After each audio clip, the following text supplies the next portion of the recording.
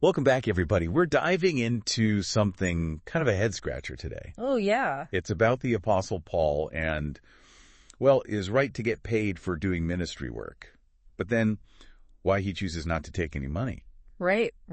Yeah, and it's all there in 1 Corinthians chapter 9. Right. So Paul's writing this letter to the church in Corinth, and he's got a lot to say. Mm-hmm. So to break it all down, we've got our expert with us, ready to go verse by verse pretty much. Absolutely, yeah.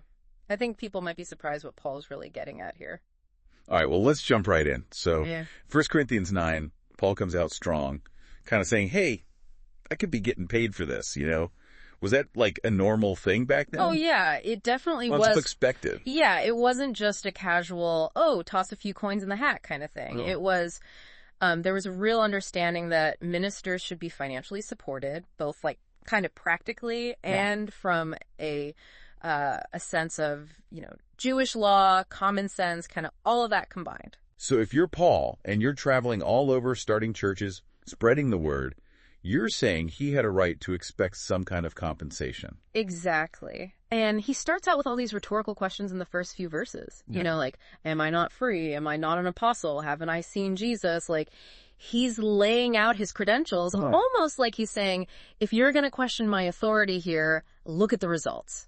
That's pretty bold, isn't it? Yeah. Most people wouldn't come right out and be like, I deserve to be paid. Well, yeah. But Paul seems pretty confident about it. He does, and he's got good reason to be. He then goes on to give some pretty down-to-earth examples that people can relate to. Like, he talks about soldiers getting paid, vineyard workers getting to eat the grapes, shepherds getting to drink the milk from their flocks. Mm-hmm. So it's all this idea of fair exchange for work. Right. It's like, we value work in everyday life. Yeah. Why wouldn't that apply to spiritual work too? Exactly. But then there's this ox thing, right? From Deuteronomy. Yeah. That one always gets me. I know. It's kind of a weird one. It is. But it makes sense when you think about it. So Deuteronomy says, don't muzzle an ox while it's treading out the grain, meaning let it eat while it's working, right? Mm-hmm. Paul uses this to say that those who preach the gospel, they deserve to be taken care of too. Okay. They shouldn't have to worry about where their next meal's coming from while they're doing this really important work. So he's saying it's not just about being like generous to ministers, but it's actually about justice, recognizing they're doing something valuable. Exactly. He even takes it a step further and he says, if we sow spiritual blessings among you, is it too much to reap material things from you? Oh, wow. Basically saying, if I'm putting in all this effort spiritually, shouldn't you be taking care of my physical needs, the Corinthians? So he's building this really solid argument that he deserves to be supported. Yeah. But then it's like almost a plot twist. He's like, well, actually, I haven't used any of these rights. Right. So I got to ask, why go through all that just to say, nah, I'm good? Well, that's where things get really interesting. And this is where we see Paul being really strategic about the whole thing. Okay. This is a deliberate choice he's making, even a sacrifice, because he wants to make sure the gospel can spread effectively. So is he like trying to be super humble, like living in poverty to prove a point? Not really. He's not against ministers getting paid. Remember, he just made a strong case for it. Yeah, he did. But in his ministry, he's choosing to do things differently. All right, I'm definitely hooked. What's the strategy here? Well, he says, and I'm paraphrasing a bit here, he says, I'd rather die than let anyone take away my reason for boasting. Pretty strong words, right? Intense. What's he boasting about? What's so important that he'd rather die than give it up? It boils down to this. Paul's biggest boast is that he preaches the gospel for free. It's not about a paycheck for him. It's all about this sense of calling, responsibility. His reward is not money. It's that he gets to offer the gospel without any financial strings attached, so anyone can hear it, no matter how rich or poor they are. It's like he's taking away any suspicion that he's just in it for the money. All right. Right? He's like, look, I'm doing this because I actually believe it and I want everyone to hear it. Yeah. It's kind of like when you get those free samples at the grocery store, You're more likely to buy something if you can try it first. Exactly. And that's what leads us to the next part of his argument, where he goes even deeper into his motives and methods. Okay, I'm ready for this. But first, let's take a quick break. We'll be right back to keep exploring 1 Corinthians 9. Sounds good. So we left off with Paul making this big decision to not get paid, even though he totally could. Right. And now he's going to tell us, why he thinks that's actually the best way to do ministry. Okay, yeah. Because it does seem kind of radical, especially back then. Like, teachers, philosophers, they got paid for what they knew. Right. It was the norm. But Paul's willing to shake things up to make sure this message gets heard. So he says that he's become, quote, all things to all people in order to win them over to Christ. All things to all people. Yeah, think of it like he's meeting people where they are, adapting to how they think so they can really grasp what he's saying. So it's not about changing what he believes. It's about being flexible in how he explains it. Right. Like if you're talking to somebody who's never even heard of Jesus before, right, you wouldn't start throwing out like complicated Old Testament stuff at them. Exactly. You'd start with the basics, like God's love, forgiveness, the stuff that really connects with people's hearts. Right, right. And Paul gets that. He knew that to reach different people, he couldn't always use the same approach. Sometimes he had to change his style, even his arguments, to fit their culture and background. I see. So he's removing anything that might block people from understanding, any unnecessary obstacle. And his choice about money, that fits right into that, doesn't it? Oh, absolutely. Imagine if he's preaching and at the same time saying, okay, now everybody pay up. Yeah. People would be suspicious, right? Like, is he just in this for the money? Is this whole gospel thing a scam? Totally. But when he says, no, I'm not taking your money, he's showing them that his heart's in the right place. It's like, this is bigger than me. This is about your soul. So by not getting paid, he's actually making the message stronger, more genuine. Yeah. It's like, hey, I'm willing to sacrifice for this, so maybe you should really pay attention. Exactly. And to emphasize that commitment even more, that willingness to sacrifice, he brings up this whole analogy of a race. Oh, yeah, the athlete thing. Paul loved a good sports analogy, didn't he? He did. How does that fit in here? Well, he compares the Christian life to a race, a competition, like the Olympics or something. Yeah.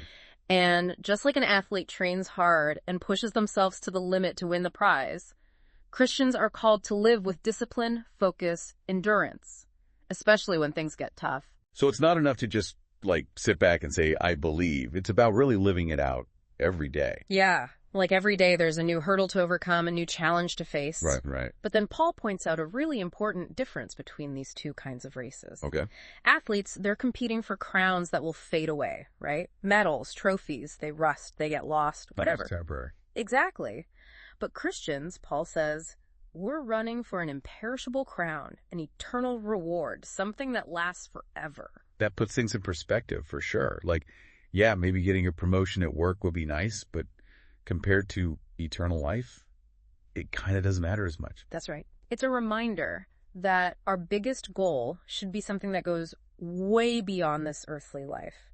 And the cool thing is, Paul actually lives this out. Not just talking the talk. Right. He says that he disciplines his body, making it his slave so he won't get disqualified from the race. Wait, so it's not just about physical fitness, right?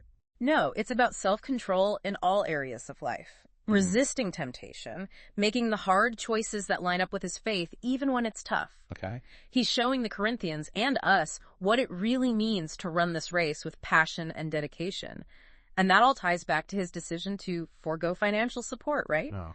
It's another example of his discipline, of putting the mission above his own comfort.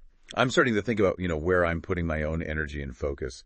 It's easy to get caught up in the day-to-day stuff, the perishable crowns. Yeah. And forget about the bigger picture. That's the struggle for all of us, right? But Paul's example shows us that we have a choice in how we run this race. Mm-hmm.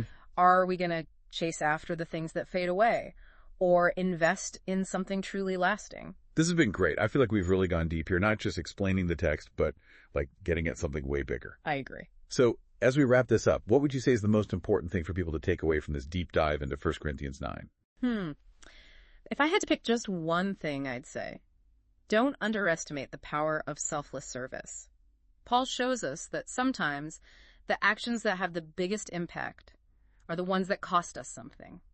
Our comfort, our pride, even our rights. Mm-hmm. And when we're willing to let go of those things, we open up space for something truly amazing to happen. That's beautiful.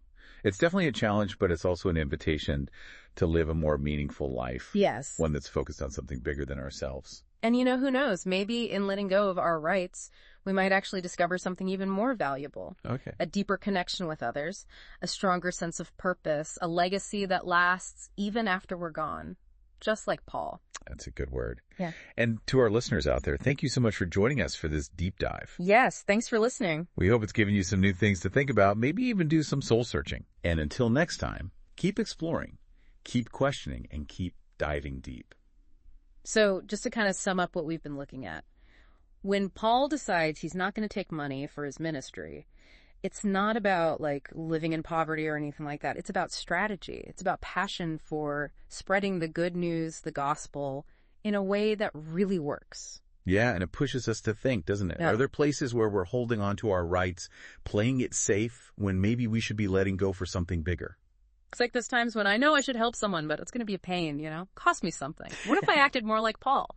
Jumped in, no strings attached? One thing that's interesting is Paul doesn't make this into some kind of hard and fast rule. You know what I mean?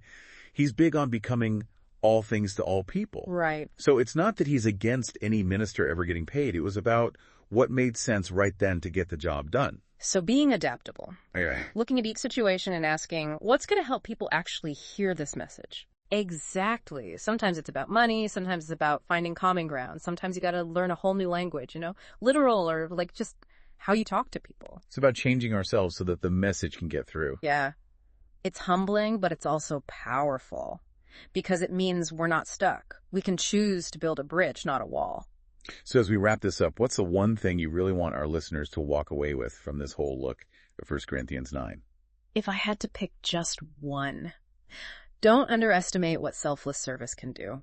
Paul shows us sometimes the things that really make a difference, they cost us. Our comfort, our ego, what we think we deserve. Mm-hmm. But when we let go of that stuff, that's when amazing things can happen. That's good.